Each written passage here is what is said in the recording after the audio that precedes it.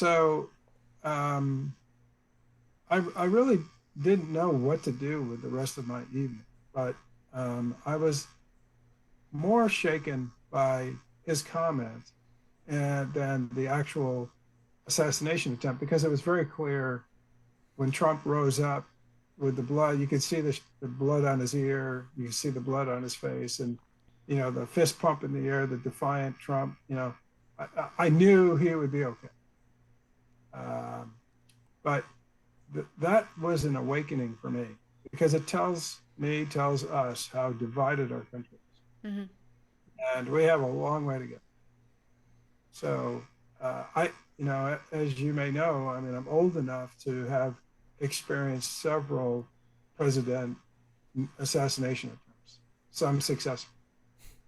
And I don't recall in any of those cases where there was someone that was, you know, verbally, publicly saying that's good news. Yeah, That I was just gonna ask you about that.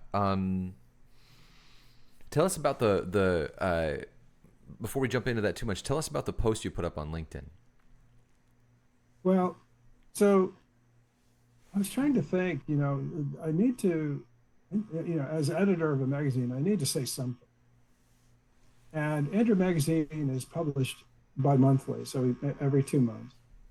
So we don't try to be a newspaper. We're reporting news in the moment. Mm. We report things that are timeless, that you could go back to them years later and they'd still be accurate and true. That sounds familiar. And so, but I thought, I need to say something. So I wrote a post that ended up being on LinkedIn. It ended up on Facebook. I think there's another one on Instagram.